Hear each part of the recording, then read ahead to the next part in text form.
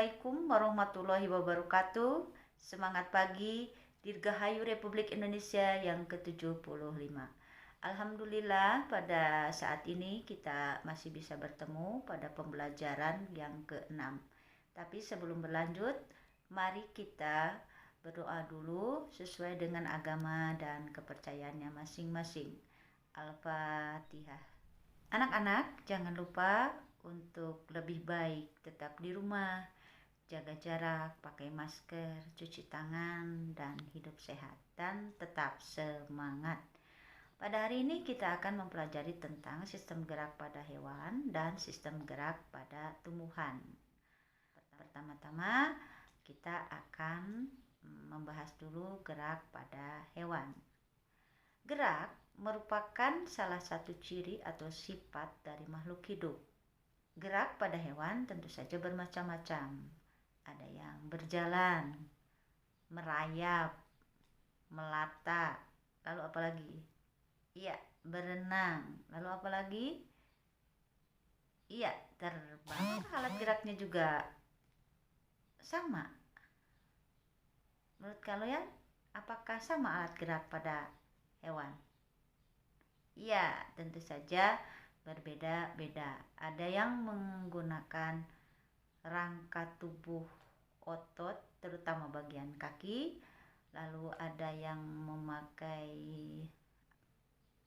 seperti ikan, kira-kira bergerak dengan apa? Coba. Ya, betul, sirip. Lalu bagaimana burung? Burung terbang dengan menggunakan betul, sayap. Apakah kecepatan bergeraknya juga sama pada hewan-hewan tersebut? Mari kita lihat tayangan berikut ini. Kecepatan gajah 25 km per jam. Kerbau 50 km per jam. Jang 97 km per jam. Jerapah 60 km per jam. Dan citah 112 km per jam. Manakah hewan yang gerakannya paling lambat? 25 km per jam. Manakah yang paling cepat?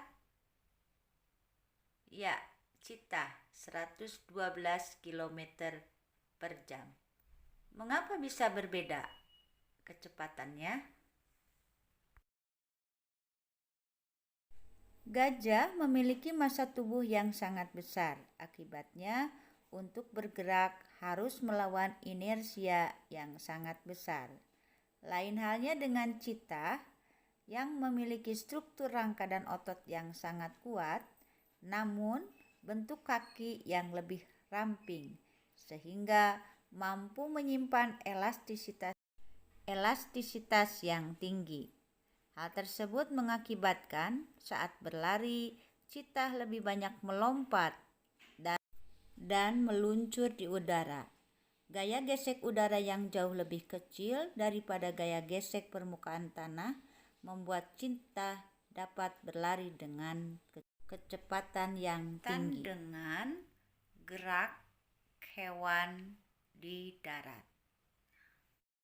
Sedangkan gerak hewan dalam air. Air memiliki kerapatan yang lebih besar dibandingkan udara, sehingga hewan lebih sulit bergerak di air daripada di udara. Tetapi, air memiliki gaya angkat yang lebih besar dibandingkan dengan udara, dan tubuh hewan yang hidup di air memiliki massa jenis yang lebih kecil daripada lingkungannya.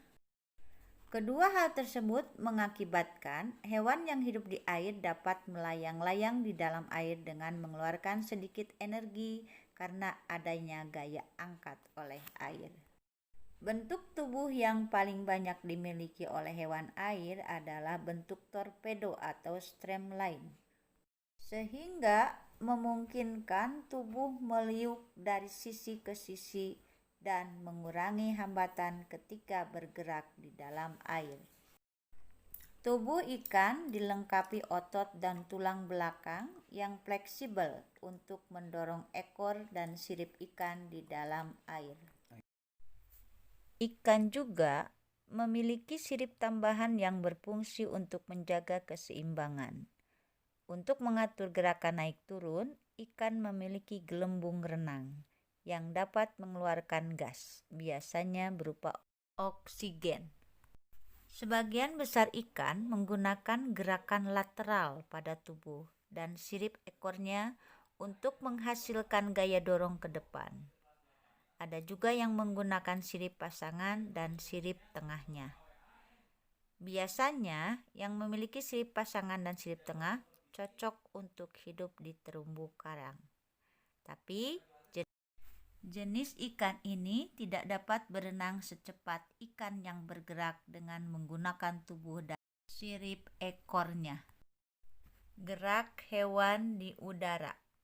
Bagaimana burung dapat terbang dan melawan gravitasi bumi? Jadinya hewan tersebut harus memiliki gaya angkat yang lebih besar daripada gaya gravitasi bumi.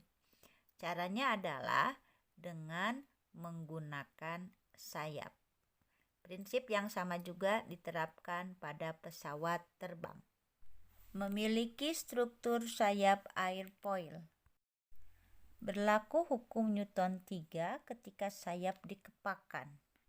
Kita berlanjut pada sistem gerak pada tumbuhan.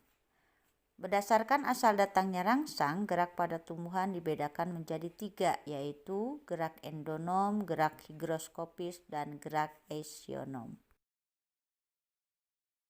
Gerak endonom adalah gerak akibat rangsangan yang berasal dari dalam sel atau tumbuh-tumbuhan. Contohnya gerakan kloroplas pada tumbuhan Hydrilla verticillata. Yang kedua adalah gerak higroskopis, terjadi karena kadar air di dalam sel sendiri tidak rata. Contoh pada buah polong, buah randu, juga pada sporangium tumbuhan paku. Gerak esionom adalah gerak tumbuhan yang disebabkan oleh adanya rangsangan dari luar atau dari lingkungan sekitar. Berdasarkan respon gerak tumbuhan dibagi menjadi 3, gerak tropisme, taksis, dan nasti. Contoh gerak fototropisme adalah pertumbuhan tanaman menuju arah datangnya cahaya. Contoh geotropisme adalah pertumbuhan akar menuju pusat bumi. Contoh tigmotropisme adalah sulur tumbuhan yang melilit pada tempat tumbuh. Contoh fototaksis adalah gerak Euglena viridis menuju cahaya. Gerak niktinasti adalah gerak menutupnya daun, contoh pada kembang merak dan lamtoro. Rangsangannya berupa kondisi siang hari dan malam hari. Fotonasti, rangsangannya berupa cahaya, contoh mekarnya bunga pukul 4 pada sore hari. Itulah sebagian kecil yang kita bahas hari ini mengenai sistem gerak pada hewan dan sistem gerak pada tumbuhan. Kalian bisa menggali lebih dalam lagi dari sumber-sumber yang lainnya. Tetap sehat, tetap semangat. Wassalamualaikum warahmatullahi wabarakatuh.